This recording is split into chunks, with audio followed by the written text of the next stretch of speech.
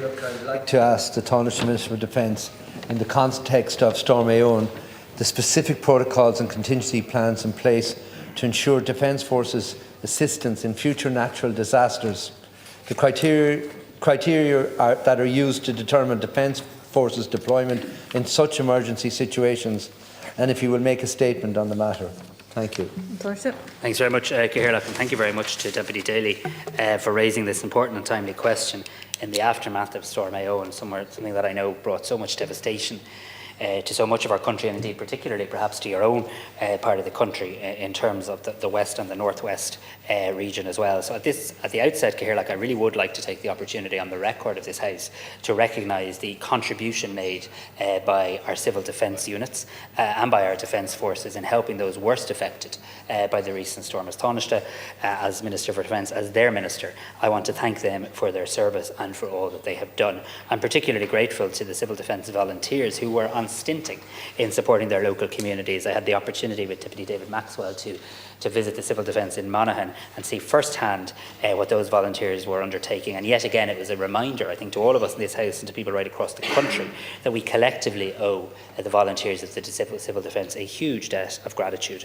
In relation to the Defence Forces, while they're not the primary response agency for non-security related emergencies, they do, of course, where requested, provide assistance to the appropriate lead department in the event of a natural disaster or emergency situation in their aid to civil authority role.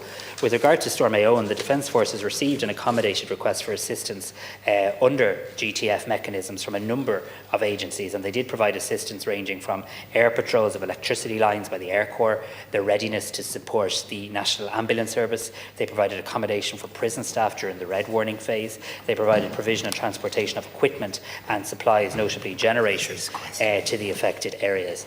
My colleagues in government and I are very mindful of the impact of this storm, and indeed looking to the future, we've made it very clear to the state service providers that any lessons learned must be incorporated into future planning and to the development of the necessary resilience to minimise such impacts should a comparable weather event occur of this magnitude again.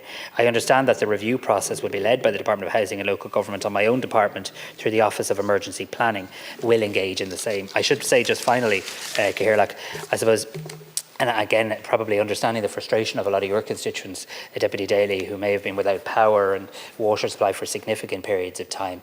In relation to this storm, I suppose a lot of the technical expertise that was required may not have been expertise readily available to the Defence Forces, but was available to other agencies. But we were trying in every opportunity possible to provide practical assistance in terms of transporting of equipment, providing accommodation, and like I say, the civil defence very much being on the ground, helping those, particularly those most vulnerable members of communities. Reassured, Tánaiste, by your answer in relation to the Army's role in any future natural disaster.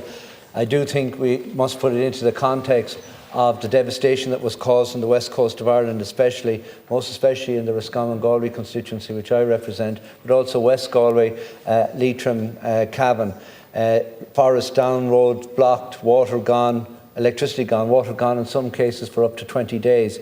I mean, this was an intolerable situation, it was unprecedented. I pay tribute to the ESB networks, to the local authority workers, to the voluntary groups, the sporting groups and the emergency hub workers. However, I do feel it was really important, and I think people on the ground would have liked the visibility of the Army out on the ground, helping people in that situation. Thank you. Thanks very much, and thanks to Deputy Connolly as well as Deputy Daly. And I think it's my first time to engage with Deputy Connolly in this. I congratulate him on his election to Dáil Éireann and I look forward to working with him. Look, I take the point, and as Deputy Connolly says, I might contest, or you might contest, or we might contest the views of some, but regardless of whether we contest them or not, I absolutely accept they're the deeply held views. It's exactly how people felt in large parts of this country, and I've heard very clearly from people in the west and the northwest how they did feel. Extremely isolated, extremely anxious, and they did wonder, was the electricity ever going to come back on? And I mean, whatever about managing without electricity or water for a day or two, which is not an insignificant challenge, the number of people who had to manage for many, many weeks is almost unimaginable in terms of the gravity of that challenge that posed. Now, I think, look, as a government and as state agencies and as community organisations, I think everybody did put their shoulder to the wheel. I think we did see the best of Irish Mehel in terms of people trying to respond. I think we did see the benefits of the investment we've made over a number of years in community facilities, that in many parts of the country we had sports clubs with shower facilities and others that were readily made available to communities, and I thank those sports clubs for that. We did see the civil defence, which I'm proud to be their minister for, play a very much on the ground, boots on the ground role, and I did see the Defence Forces respond to every request that was made of them. So the way it works, I suppose, is the Defence Forces respond to requests from the civil authority, from local authorities. I do think, in fairness to everyone, because I'm not blaming any local authorities, everyone was working hard, I do think there was a technical expertise piece that perhaps wasn't readily available to the Defence Forces in some of the issues that would have been pressing to your constituents. But let me be very clear, the state has to do better. The state has to be better prepared for adverse weather events, and that's why myself, the Taoiseach and others in government are determined that the lessons learned thing isn't just a box ticking exercise, but is actually a real deep dive into what went well, where went well, because it wasn't consistent right across the country, and what can go better, and the Defence Forces will be very willing to play a full and honest role in that assessment. Again, I'm reassured by what the Tánaiste says. I think what we need is that there's a reassurance that we learn lessons from the storm. There needs to be the 3 corridors. We need Ishgair to be generator ready. We need our local group water schemes to be generator ready. These are the 3 corridors issue might be a bit more complicated to solve, but it has to be solved in the national interest. When 700,000 households were without electricity, some of them up to almost 3 weeks.